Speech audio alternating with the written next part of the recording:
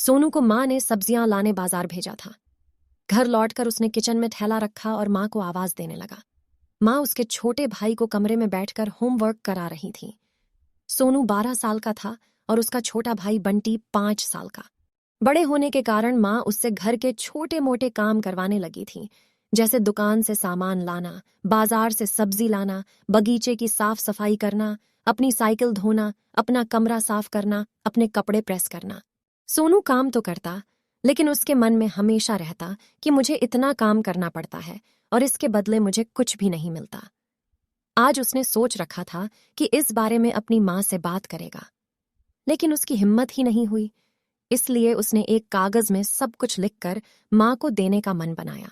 कुछ देर बाद वह कागज लेकर कमरे में गया, जहां उसकी माँ बंटी को होमवर्क करवा रही थी।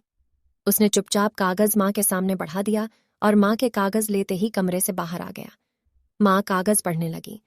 उसमें लिखा था, माँ, मैंने इस सप्ताह जो भी काम किया उसका हिसाब इस कागज में लिख रहा हूं। बाजार से सब्जी लाने के 50 रुपये, बगीचे की साफ सफाई के 20 रुपये, कपड़े प्रेस करने के 10 रुपये, साइकिल धोने के 5 रुपये, अलमारी सेट करने के 5 रुपये, कुल हिसाब कुल 90 रुपये। माँ, मुझे इन कामों के जो भी पैसे बने हैं वो पॉकेट मनी के रूप में चाहिए।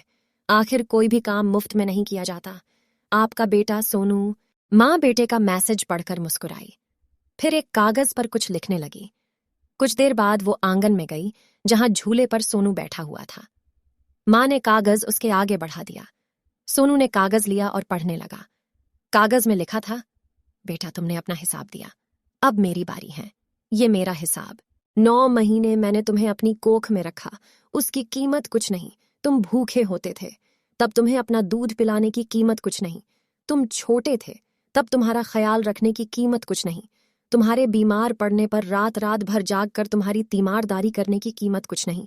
इन सब से बढ़कर तुम्हारे लिए मेरे प्यार की कीमत तो लगाई ही नहीं जा सकती। वो तो अनमोल है। ये पढ़कर सोनू की आंखों से आंसू बहने लगे।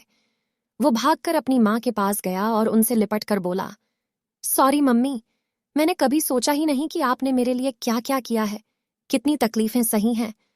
I love you mummy. उसने वो कागज लिया और उसमें लिखा, पेड इन फुल।